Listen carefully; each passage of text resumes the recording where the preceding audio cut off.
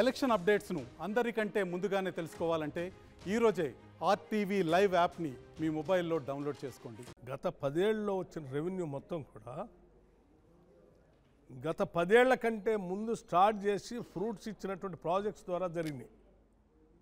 ఇప్పుడు మీ 10 ఏళ్ళు అదే రకమైనటువంటి రెవెన్యూస్ ప్రాజెక్ట్స్ కట్టుంటే ఇప్పుడు అదే రెవెన్యూస్ బాగా పెరిగి ఉండేవి. అంటే 10 ఏళ్ల క్రితం 2014 తెలంగాణకి ఉదాహరణకి హైదరాబాద్ చుట్టూ కట్టినటువంటి ఔటర్ రింగ్ రోడ్, హైదరాబాద్లో కట్టినటువంటి ఇంటర్నేషనల్ ఎయిర్పోర్ట్, హైదరాబాద్లో పెట్టినటువంటి బిహెచ్ఎల్, హైదరాబాద్లో పెట్టినటువంటి ఒక ఈసీఎల్, హైదరాబాద్లో పెట్టినటువంటి హైదరాబాద్ సెంట్రల్ యూనివర్సిటీ, హైదరాబాద్లో పెట్టిన ఒక ఐఐటి, హైదరాబాద్లో పెట్టిన ఒక ట్రిపుల్ హైదరాబాద్లో తీసుకొచ్చినటువంటి ఇతర ఇండస్ట్రియల్ ఇన్ఫ్రాస్ట్రక్చర్, హైదరాబాద్లో కట్టినటువంటి హౌసింగ్ బోర్డ్ కాలనీస్, హైదరాబాద్ చుట్టూ పెట్టినటువంటి ఇండస్ట్రియల్ పార్క్స్తో పాటు హైదరాబాద్లో పెట్టినటువంటి హైటెక్ సిటీ, హైదరాబాద్లో పెట్టినటువంటి సాఫ్ట్వేర్ ఇండస్ట్రీ, హైదరాబాద్లో పెట్టిన హార్డ్వేర్ పార్క్స్, ఇవన్నీ కూడా హైదరాబాద్ తీసుకొచ్చినటువంటి డ్రింకింగ్ వాటర్, హైదరాబాద్ తీసుకొచ్చిన పవర్ ప్రాజెక్ట్స్, ఇవన్నీ కూడా గత 10 సంవత్సరాల కంటే ముందు చేసినే. వాటి ద్వారానే రాష్ట్రంలో తెలంగాణ దశాబ్ది జనరేట్ అవుతా ఉంది. ఈ సమయంలో ఉమ్మడి పాలకులు చేసిన అభివృద్ధి తెలంగాణలో ఉంది అని మీరు అంటున్నారా? నేను చెప్పినటువంటి ఈ అంశాలన్నీ, ఇప్పుడు నేను చెప్పిన అన్నీ హిస్టరీ, అది కళ్ళకి భౌతికంగా కనిపిస్తూ ఉంటాయి. ఇది దాచితే దాగే కూడా కాదు. ఎయిర్పోర్ట్ కానీ, ఔటర్ రింగ్ రోడ్ కానీ, ఈసీఎల్ కానీ, బిహెచ్ఎల్ కానీ, బీడీఎల్ కానీ, దశాబ్ది ఉత్సవాలు జరుపుకుంటున్న తెలంగాణ దశాబ్ది ఉత్సవాలు జరుపుకుంటున్న ఈ సమయంలో తెలంగాణలో అభివృద్ధి అంతా ఉమ్మడి పాలకులు చేసిన అభివృద్ధి అని మీరు అంటున్నారు. నేను చాలా స్పష్టంగా చెప్పిన ఈ ఏదైతే ప్రాజెక్ట్స్ ఉన్నాయో ఇది హిస్టరీ. ఏ డేట్ నాడు జరిగినాయి, ఎప్పుడు జరిగినాయి అనేది మీకు తెలుసు, నాకు తెలుసు, రాష్ట్ర ప్రజలందరికీ తెలుసు. ఈ 10 ఏళ్లలో నేను చెప్పినటువంటి ఏమిటి ఇండస్ట్రీ కానీ, ఎడ్యుకేషన్ కానీ, ఇన్ఫ్రాస్ట్రక్చర్ కానీ, ఎయిర్పోర్ట్స్ కానీ, డ్రింకింగ్ వాటర్ కానీ, సాఫ్ట్వేర్ ఇండస్ట్రీ కానీ, ఈ 10 ఏళ్లలో భౌతికంగా కళ్ళకు కనపడేది మీరు ఒకటైనా హైదరాబాద్లో నగరం చుట్టూ ఏమైనా చూపిస్తారా? మరి ఈ సాఫ్ట్వేర్ ఇండస్ట్రీస్ అన్ని నేను అదే చెప్తాను. ఈ సాఫ్ట్వేర్ ఇండస్ట్రీ అంతా అప్పుడిచ్చిందే కదా, వీళ్ళు వచ్చిన తర్వాత చేసిందే ఉంది. ఎప్పుడో ఎన్ జనార్దన్ రెడ్డి గారు ముఖ్యమంత్రిగా ఉన్నప్పుడు వేసిన ఫౌండేషన్ స్టోన్ హైటెక్ సిటీ. రాజీవ్ గాంధీ గారు ప్రధానమంత్రిగా ఉన్నప్పుడు we missed industrial revolution, we can't afford to miss the computer revolution, we have to go ahead అని డోర్లు తెరిచి ఆయన వేసిన పునాదులే. రాజశేఖర రెడ్డి గారు ముఖ్యమంత్రిగా ఉన్నప్పుడు ల్యాండ్ ఐడెంటిఫై చేసి మొత్తం దాన్ని డెవలప్ చేసి అందరికీ వివిధ రకాలైనటువంటి సాఫ్ట్వేర్ ఇండస్ట్రీస్కి, ఇంటర్నేషనల్ ప్లేయర్స్ అందరికీ ల్యాండ్ అలాట్మెంట్ చేసి ఇక్కడ ఇన్వైట్ చేస్తూ వచ్చినాయి.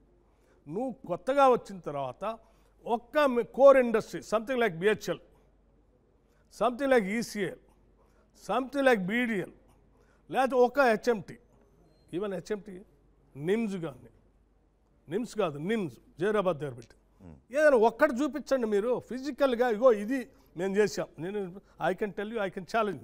Outer ring road is the biggest asset today for the Hyderabad and the state of Telangana. So Telangana ఇటువంటి డెవలప్ అయ్యాయి, తెలంగాణను ధాన్యాగారంగా మార్చాం, తెలంగాణను అన్నపూర్ణగా మార్చాం, ఇన్ని చెరువులు నింపాము, ఇంతమంది రైతులకు మేము. మీ క్వశ్చన్ నేను సమాధానం చెప్తాను. ఇవాళ కొన్ని లక్షల ఎకరాలు నీళ్లు పారేటువంటి వ్యవస్థ ఈరోజు రాష్ట్రంలో నేను చెప్తా ఉన్నాను. మీకు రాష్ట్ర అవతరణ జరిగేటప్పటికే 15 లక్షల ఎకరాలకి ఇరిగేషన్లోకి వచ్చింది.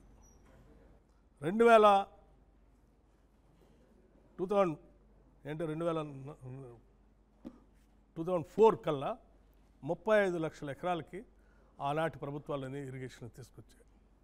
2004 నుంచి 9 వరకు 45 lakh ఎకర్స్కి జలయజ్ఞం పేరు మీద అనేక రకాలైనటువంటి irrigation projects, medium irrigation projects start చేశారు. బట్ విక్రమార్క నేను అడిగేసి let me complete your question.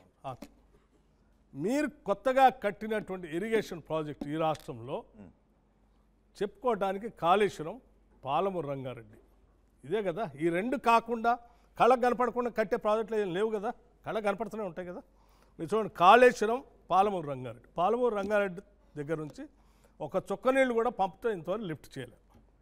ఇక మీరు చెప్పేది కాళేశ్వరం ప్రాజెక్టు ద్వారా, నేను ఇప్పుడు కూడా చెప్తున్నాను, కాళేశ్వరం ప్రాజెక్టు ద్వారా మేడిగడ్డ నుంచి 1 ఎకరానికి కూడా మీరు చుక్క నీళ్ళు ఇవ్వలేదు. I can challenge it because distributor canal లేకుండా మీరు పొలాలకు నీళ్ళు ఇవ్వలేరు. కాళేశ్వరం ప్రాజెక్టు పేరు మీద మీరు ఎక్కడైనా 1 ఎకరానికి డిస్ట్రిబ్యూటర్ కెనాల్ తీశారా? ఈనాటికి కూడా క్వశ్చన్ ఇదే. ఒక్క ఎకరానికైనా డిస్ట్రిబ్యూటర్ కెనాల్ లేకుండా కాళేశ్వరం ప్రాజెక్ట్ నుంచి ఒక్క ఎకరానికి నీళ్ళు కూడా అందలేదు. ఒక్క ఎకరం మీరు చెప్పండి, ఏడాది వాళ్ళు చెప్పాలండి ఎక్కడైనా డిస్ట్రిబ్యూటర్ కెనాల్ తీశారేమో. బ్యారేజ్ కట్టారు, అదే కుంగిపోయింది. అంటే ఒక చిన్న ప్రాబ్లం వస్తే దాన్ని రిపేర్ చేయకుండా చిన్న ప్రాబ్లం రైతులు పొలాలను అది చిన్న ఎండగట్టేశారు. ప్రాబ్లం ఎట్లా అవుతుందండి? 84,000 కోట్లతో కట్టినటువంటి బ్యారేజ్ ఆడ కుంగిపోతూ ఉంటే మేడిగడ్డ అదే గవర్నమెంట్ ఆఫ్ ఇండియా నుంచి వచ్చిన డ్యామ్ సేఫ్టీ అథారిటీ వాళ్ళు మా కాంగ్రెస్ పార్టీ నాయకులు కాదు కదా, ఒక చిన్న ప్రాబ్లం కాంగ్రెస్ పార్టీ నాయకులు కాదు కదా వాళ్ళు. డ్యామ్ సేఫ్టీ పొలాలు ఎండగట్టేస్తున్నారు ఎందుకంటే మీరు చాలా సింపుల్గా తీసి 84,000 కోట్లు అండి దాని మీద వెచ్చిచ్చింది. డ్యామ్ సేఫ్టీ అధికారులు ఇక్కడికి వచ్చి అదని చెక్ చేసి దీన్ని ఇట్లాగే ఉంటే నీళ్ళు వదిలితే ఇది మొత్తం పోతుంది. ఆ పైన ఉన్నటువంటి అన్నారం అదే పరిస్థితి, సుందేళ్ళది కూడా అదే పరిస్థితి, ఇది మొత్తం తొలగి చేయాలని చెప్తా ఉన్నారు. అది చిన్నది ఎట్లా అవుతుంది? మరిన్ని వీడియోస్ కోసం ఛానల్ ని సబ్స్క్రైబ్ చేయండి, లేటెస్ట్ అప్డేట్స్ కోసం వాట్సాప్ ఛానల్ ని ఫాలో చేయండి అండ్ లింక్ డిస్క్రిప్షన్ లో ఉంది.